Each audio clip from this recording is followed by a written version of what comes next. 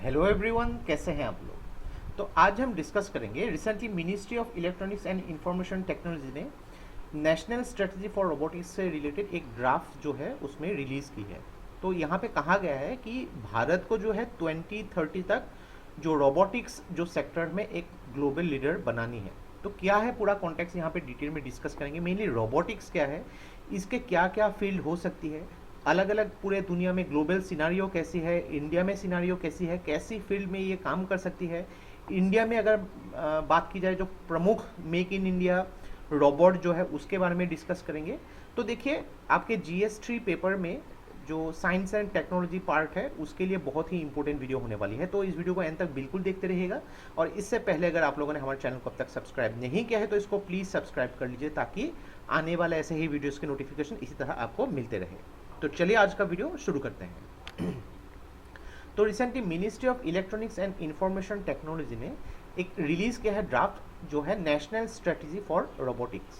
तो मेन यहाँ पे देखिए कि 2030 तक जो रोबोटिक टेक्नोलॉजी में जो है इंडिया को एक ग्लोबल लीडर बनानी है। तो अगर बात करें कि वर्ल्ड रोबोटिक्स रिपोर्ट 2022 के हिसाब से पूरे दुनिया में अगर देखा जाए जो इंडस्ट्रियल इंस्टॉलेशन ऑफ रोबोट्स, तो उसमें भारत का जो रैंकिंग है 10 काफ़ी पीछे है। तो इसको और भी आगे लेके आना है। तो पहले तो समझते हैं कि रोबोटिक्स क्या है। तो ब्यूरो ऑफ इंडियन स्टैंडर्ड्स के हिसाब से रोबोटिक्स क्या है, एक साइंस है एंड प्रैक्टिस है, ताकि रोबोट के द्वारा डिज़ाइनिंग, मैन्युफैक्चरिंग या फिर एप्लीकेशंस अलग अलग की जा सकती है। अभी देखिए, मशीन्स और रोबोट में डिफरेंस होता है। एक रोबोट भी मशीन होता है, लेकिन एक मशीन रोबोट नहीं होता है। तो रोबोट में मेन क्या होती है कि डिसीजन मेकिंग कैपेसिटी होती है, यानी कि किसी भी एनवायरनमेंट में अगर उसको रखा गया, उसको एनालाइज करके खुद से डिसीजंस ले सकते हैं यहाँ पे। तो आर्टिफिशियल इंटेलिजेंस को जब रोबोट्स के साथ इंक्लूड किया गया, तो मशीन लर्निंग के साथ यहाँ पे और भी एडवांस रोबोट जो है निकल के आई, जो अलग अलग काम कर सकती है। तो अगर देखा जाए यहाँ पे बहुत सारे ऐसे काम जो इंसानों के लिए काफ़ी डिफिकल्ट होता है, वो काम भी कर सकते हैं। विजुअल परसेप्शन कर सकती है यहाँ पे, स्पीच रिकॉग्निशन या फिर डिसीजन मेकिंग। ऐसे सिचुएशन में आर्टिफिशियल इंटेलिजेंस एक बहुत ही बड़ा रोल प्ले करता है। हम इसको आगे भी डिस्कस करेंगे। तो नेक्स्ट अगर बात करेंगे future of robotics in India, India में कैसी स्कोप है। तो पहले अगर बात करेंगे, अगर अलग अलग फील्ड में रोबोटिक्स के आर्टिफिशियल इंटेलिजेंस को यूज़ किया जा सकता है, इंटरनेट ऑफ थिंग्स यूज़ किया जा सकता है, क्लाउड कंप्यूटिंग की कॉन्सेप्ट यूज़ की जा सकती है, supply chain 4.0, 3D printing, big data, digital payments में रोबोट का बहुत यूज़ हो सकता है। एग्रीकल्चर में अगर बात करेंगे, प्रिसाइशन सीडिंग से रिलेटेड हो गई यहाँ पे, माइक्रो स्प्रेइंग अगर हो गई यहाँ पे, वीड रिमूवल रोबोट्स हो गई, ड्रोन्स, जहाँ से ड्रोन्स के थ्रू अगर यहाँ पे स्प्रे करना हो, रोबोट असिस्टेंट प्रिसीजन इरिगेशन से रिलेटेड काम भी किया जा सकता है। Then human automation balance. तो एक चीज़ देखिए, अक्सर आपको पूछा जा सकता है कि रोबोटिक्स अगर बहुत आगे बढ़ गई तो क्या ह्यूमन के लिए खतरा हो सकती है जॉब से रिलेटेड। तो देखिए, ह्यूमन इंटरफेरेंस और जो रोबोट्स को एक ही साथ बैलेंस किया जा सकता है, और उसको एक नाम दिया गया है कोलाबोरेटिव रोबोट। तो कोलाबोरेटिव रोबोट को शॉर्ट फॉर्म में कोबोट्स भी बोला जाता है। तो बेसिकली देखिए, ये एक स्किल वर्कर के साथ ही काम करेगी, स्किल वर्कर्स के इंस्ट्रक्शन को फॉलो करेगी। तब ह्यूमन की जो जॉब वो भी रह जाएगी और रोबोट के द्वारा उसको यूज़ भी किया जा सकता है। तो बहुत ही इंपॉर्टेंट एक वे फॉरवर्ड में आप इसको मेंशन कर सकते हैं, कोलाबोरेटिव रोबोट। नेक्स्ट अगर बात करेंगे एम्प्लॉयमेंट स्कोप, जब भी देखिए ऐसे फील्ड आगे बढ़ती है तो मैन्युफैक्चरिंग के लिए यहाँ पे जॉब्स, फार्मास्यूटिकल्स, पैकेजिंग, FMCG या ऐसे इंस्पेक्शन से रिलेटेड काफ़ी कुछ चीज़ें निकल के आ सकती है।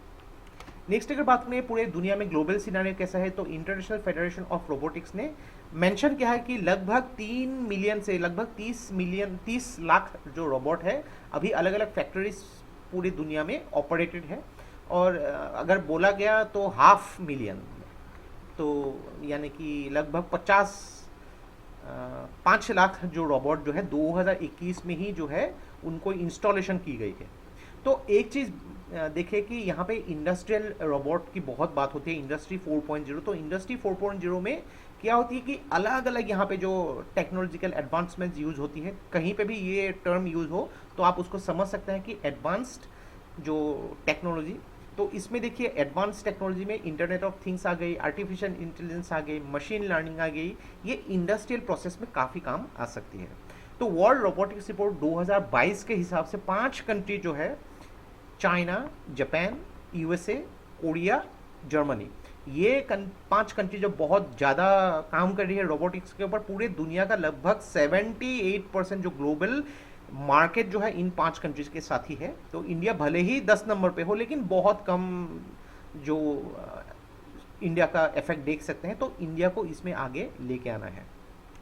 तो नेक्स्ट अगर बात करेंगे, कुछ focus area national strategy of robotics ने आइडेंटिफाई किया है, 4 प्रायोरिटी एरियाज जहां पे बहुत ज़्यादा पोटेंशियल है रोबोटिक्स की एडॉप्शन के लिए। तो इसको आगे बढ़ाना है। मैन्युफैक्चरिंग सेक्टर में अक्सर आप लोगों ने कभी कभी टीवी में या फिर अलग अलग मूवीज़ में देखा होगा, बहुत सारे फैक्ट्रीज में रोबोट्स काम करते हैं मैन्युफैक्चरिंग में।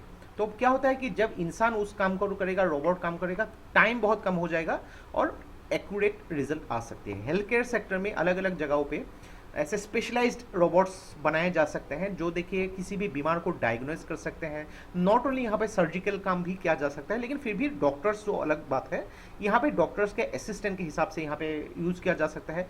एग्रीकल्चर सेक्टर में बहुत काम आ जा सकता है। नेशनल सिक्योरिटी में जहाँ इंसानों को जो है क्षति, इंसान की लाइफ का थ्रेट होता है, बहुत काम रोबोटिक्स आ सकती है।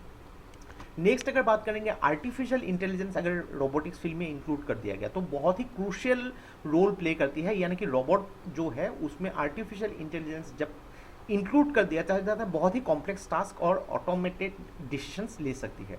तो पहला यहाँ पे अगर बात करें कुछ की एस्पेक्ट, तो लर्निंग एंड एडाप्टेशन। यानी कि देखिए जब भी किसी फील्ड में सपोज मान लीजिए कि मेडिकल हो गए, हेल्थ, मेडिकल, एग्रीकल्चर, मैन्युफैक्चरिंग, उसमें अगर large set of data feed कर दिया गया तो उस पर्टिकुलर रोबोट की परफॉर्मेंस इमीडिएटली ठीक हो जाएगी। यानी कि जो एक फील्ड होता है, इस फील्ड के जितने भी डेटाज हो गए रोबोट को भेज दिया गया, रोबोट इमीडिएटली उसको सीख लेगी और उसके हिसाब से वो काम करेगा। मशीन लर्निंग, यहाँ पर मशीन लर्निंग में अलग अलग एल्गोरिथम होती है कि किस तरीके से कैसे सिचुएशन में काम करनी है।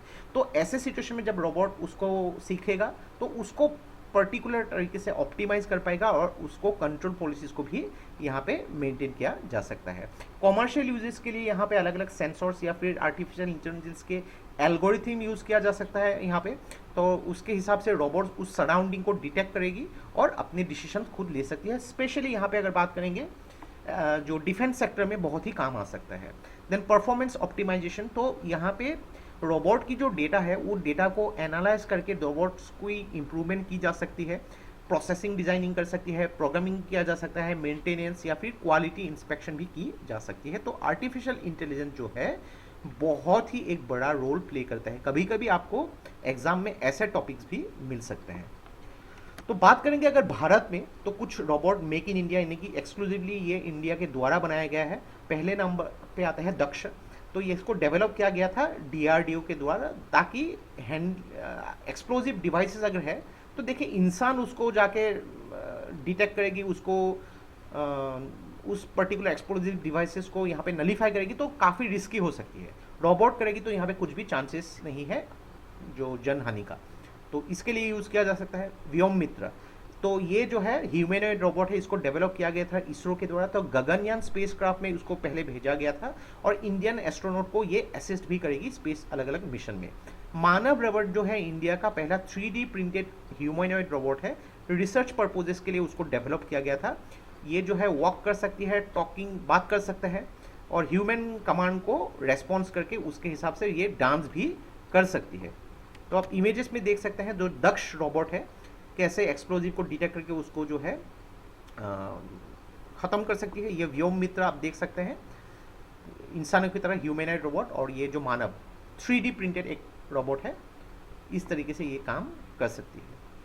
तो देखिए ये रोबोटिक्स ऐसा साइंस है जो काफ़ी एक स्पेशलाइज्ड साइंस है, लेकिन इसको अगर देखिए आने वाले टाइम में और भी महत्व दिया गया तो लोग भी उसको एज ए करियर यूज़ कर सकते हैं और उसके अलग अलग जो है अपॉर्चुनिटी पोटेंशियल पूरे दुनिया में आगे बढ़ती जा रही है with the use of artificial intelligence.